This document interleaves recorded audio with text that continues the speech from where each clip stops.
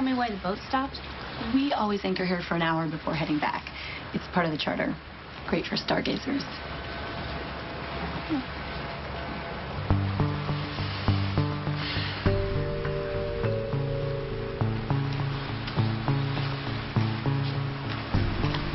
Hey. Hey. What are you doing out here all by yourself? I think Patrick went to get some more munchies. Where's my brother? He and Olivia went downstairs, I think, something about the stateroom. Oh, jeez.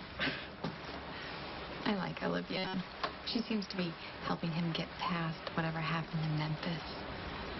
Something happened? Well, there was a girl and a ring. He doesn't like to talk about it, but I can see it in his eyes and I can hear it in his songs, and he buries himself in his work, which is just not my brother. Well, that is a good thing if you are chief of staff. I mean, it's the type of job that will take any time you're willing to give it. Maybe that's why he's been more of himself lately since he stepped down. He's getting his life back. I just hope it's not at the expense of yours. No, I was happy to take over. I know the staff is not really a fan of all of my policies. Oh, come on. It was beneficial to GH, and don't let anyone else tell you otherwise. Thank you for saying that. Just don't let it get to the point where it eclipses everything else, okay? Yeah, sometimes it's difficult to see the forest for the trees. So for tonight, I want you to focus on all those beautiful stars. And the ones you see in Patrick's eyes.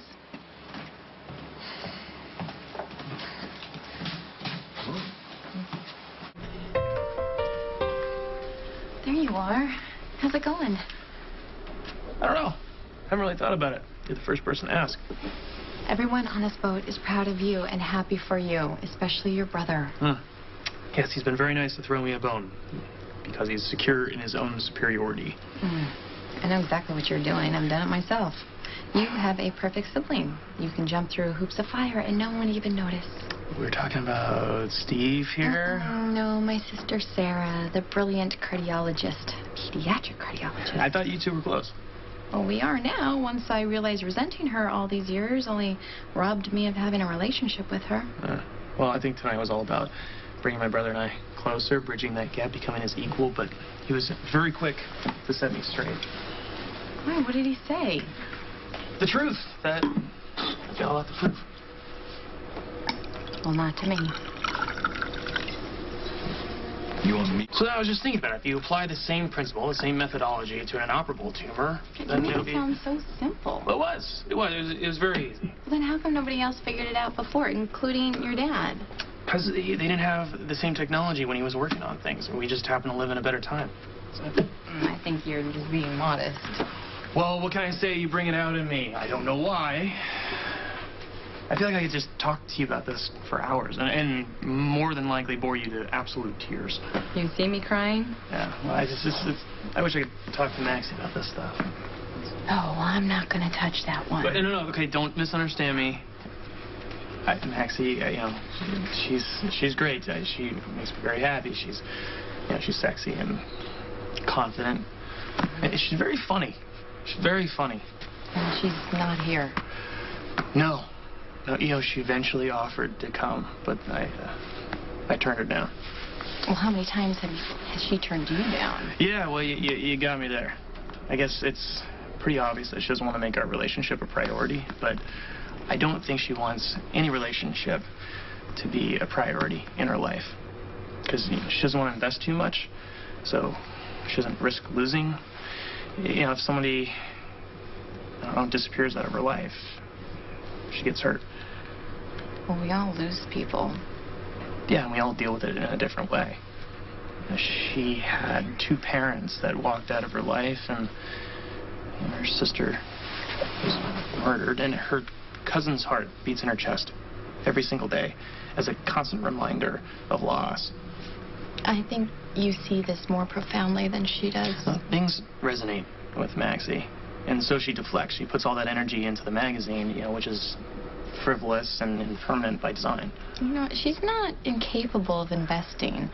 She's had this lasting attachment to Spinelli. Which I don't completely understand. Well, he's safe. She can keep him wrapped around her little finger, and it doesn't cost her anything. She did help him quite a bit during that whole breakdown thing when he was turned to the Jackal PI, whatever caused that. Right, which makes him even more devoted to her, so she has this sympathetic shoulder without a commitment.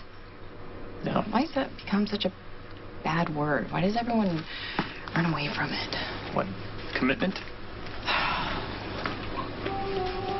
I mean, you can't just say the words and then take them back. You know, you can't set up an expectation and then just change your mind. Other people are involved. There are kids involved. It's not just you and your feelings. Why do I get the feeling we're not talking about Spinelli anymore? I'm sorry. Lucky's gone. Gone where? I don't know.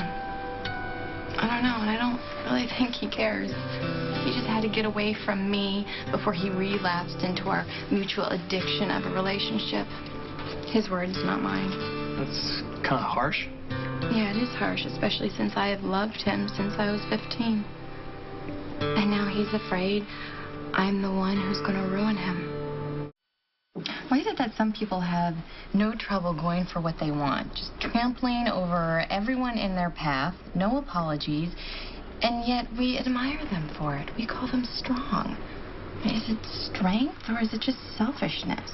Maybe it's the same thing. What are you drawing? Oh, nothing. Here? Oh, come on, let me see that one. No. It's just a habit of mine. And how long have you had this habit for? Quite some time, actually. I applied for art school once.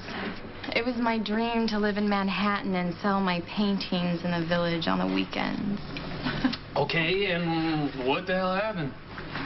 Life happened. I have kids to feed and bills to pay. There's just not a whole lot of time for art. You gotta make the time. You know, you gotta create that space for your passion. You know, call it selfish or call it strength. You have to take care of yourself a little. It's funny, I was just having the same conversation with Robin. I was telling her that she needs to find a balance between her job and the rest of her life. Yeah. I'm much better at giving advice than taking it. Yeah, no kidding. I mean, who am I to say anything right now? Anything about balance with all this stuff that's coming my way now that I'm a distinguished doctor. Or not so distinguished if you talk to my brother. Oh, please, your research speaks for itself. I mean, the fact that the FDA wants to move forward with the trial is exciting. Yeah, but why do I have this feeling inside that I just want to run away? It's stressful. I'm concerned. Like, what if I fail? What if you don't? What if the trial is a huge success? I might be even more afraid of that. Why? What if success leaves me feeling emptier than I do now? I know what it feels like to be empty. Like there's this little space inside reserved for happiness that doesn't quite ever get filled up. And if it does, by someone whose smile just lights up your world, it's only temporary. And then it's gone. And then that emptiness it's back. I'm sorry. Matt, don't let that happen to you. You are so much better than you realize. You are so deserving of happiness and love, and you really deserve to be with somebody who respects you and fulfills you.